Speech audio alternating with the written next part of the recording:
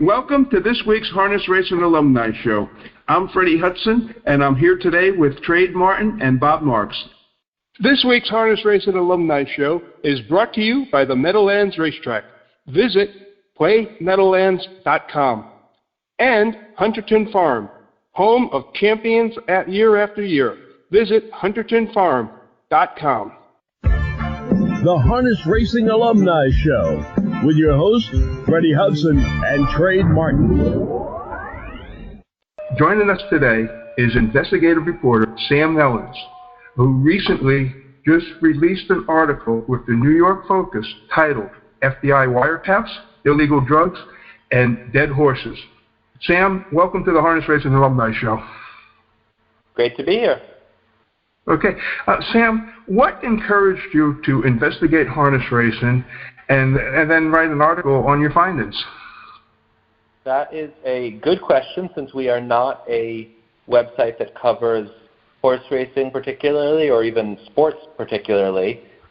We are a political investigative journalism site, but I got into racing coverage. I did some a few years ago through the state subsidy angle, in the process of covering the New York State budget. And someone that I knew from that coverage told me a few months ago that I should look into the sort of fallout from the Fishman investigation and prosecution. So that's what led me to this topic. Okay. Did you learn from your interviews whether New York regulators did anything with the FBI evidence? Do we know if they looked at it and rejected it, and they rejected sanctions against those on Fishman's list, or if they simply didn't look at the file at all? Do we know that? I am not sure whether they looked at the evidence. What I know is that one of the FBI agents who worked the investigation sent New York evidence about various horsemen who were implicated in the scheme and had purchased drugs. What I also know is that the Gaming Commission told me that the person who received that evidence didn't do anything with it, or didn't forward it to people, or didn't sort of flag it for further investigation. So that's their story. What happened internally at the Gaming Commission is something that I'm still not sure about, and who was involved and who may or may not have seen the evidence is something that I don't know for sure. Okay. Did the Gaming Commission take any disciplinary action against the person that didn't forward the files? Yes, that investigator has now been placed on administrative leave, they've told me. They haven't told me whether it's paid or unpaid, or how long it's supposed to last, or what consequences that investigator who they said ignored the evidence may face, but they have been placed on leave. Did you ask regulators in New Jersey, Delaware, Pennsylvania, and Kentucky whether they had gotten access to the FBI files? And did they conduct their own reviews on us? So we're a publication that really focuses on New York politics, so that was the main thrust of my investigation. I did travel to Delaware during this investigation. Delaware is currently seeking to deny a racing license to Howard Taylor, who your listeners will know is a major figure in the sport due to his connections to the Fishman operation. And Kentucky, Taylor has already lost his license in Kentucky. So there is some action going on based on, the documents from this prosecution, which by now many of them are public records. So it's not like nothing has happened at all. Okay, can you tell us a little bit of some of the things that you uncovered? Yeah, absolutely. So the main finding of our article, like I said, we focused on New York, and the main finding was that New York regulators haven't done anything to promote consequences for the people who purchased Seth Fishman's drugs. And, as many of your listeners will know, many of them were high-grade illegal drugs, synthetic morphine and blood builders of the type that are absolutely prohibited in racing. Seth Fishman is still in prison because of selling these drugs, and many of his associates and accomplices also went to prison. And possessing these drugs and engaging in commerce with these drugs is a federal crime, and even short of sort of criminal behavior, the Racing Committee, the Racing Commission, the Gaming and Racing Commission, has a mandate to act to promote the integrity of the sport. And I think many people would agree that allowing people who have purchased performance-enhancing drugs to continue racing does not promote integrity. So we were really focusing on understanding why New York has failed to act to promote consequences for these individuals. Sam, how large of a conspiracy is there? How many trainers or horsemen are involved in this? Do you know? Well, many of the drugs and other items that Fishman sold were legal, were normal things to use in equine medicine. So you can't just take his client list and say, okay, well, everyone on this list was involved in illegal behavior, because many people were not and may have only purchased legitimate things from him. But we attempted to filter his client list only for people who purchased illicit substances from him, and the number that we came out with was at least 280.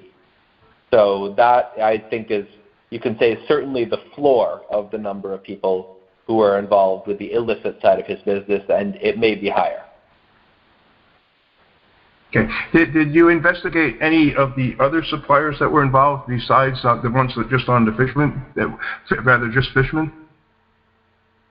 Meaning, like, there were other suppliers that were supplying illegal drugs to people out there. Did you touch on any of those? At least in the evidence that I was able to access, what we had solid evidence for connecting specific individuals and specific stables to purchases of specific drugs was for Fishman's clients. So that is what I focused on in this investigation. Okay. Now, what's the reaction that you got to your story from the people you interviewed or who were otherwise involved in the story? And did you get a lot of feedback? I got some good feedback. I definitely have been contacted by some people who are in the industry, a few owners or trainers who sort of approved of the story. I think there's certainly honest folks in the industry who don't like to see, the horses being given these kinds of drugs and the integrity of racing suffering as a result. There's been a little pushback. I don't want to go into a lot of detail since this is still ongoing, but there are individuals named in the story who were not happy with the way that they were portrayed and have pushed back. But we think that our facts are solid and we stand by our reporting. So we're gonna manage that professionally, or try to anyway. But overall, I think the reception has been positive on balance. Okay. Now Fishman is in jail. So during your investigation, did you see or uncover the new supplier, like who replaced Fishman? That's a great question. The answer is no, I didn't uncover that, but it's something that I would be very interested in reporting on. I mean, Fishman was caught after, years of work by both private investigators who are at the tracks every day and also the FBI, who have the ability to go to a judge, and they wiretapped many people's phones for this investigation to really get the proof of what was going on. And then there were subpoenas and all kinds of tools that we as reporters don't necessarily have access to. But understanding what the flow of illicit drugs is like in the sport now is certainly something I'm interested in. So if anyone has any information about it, I encourage them to reach out to me. Okay. Now, Sam, did you speak to the investigators, some FBI agents, or possibly Five Stones investigations?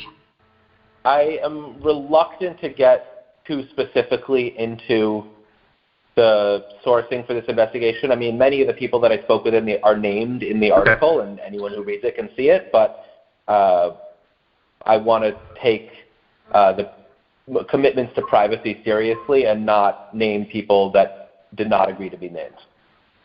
Okay. And I think Bob has a question for you. Bob? Is Bob still there? He may have he may have gotten off. Sounded like I heard something. Well, he's still there, but I just don't know. But I know he had a question there. Trey, do you have a question? Yes, I do. Sam, you're doing some really great work here. How long have you been a reporter?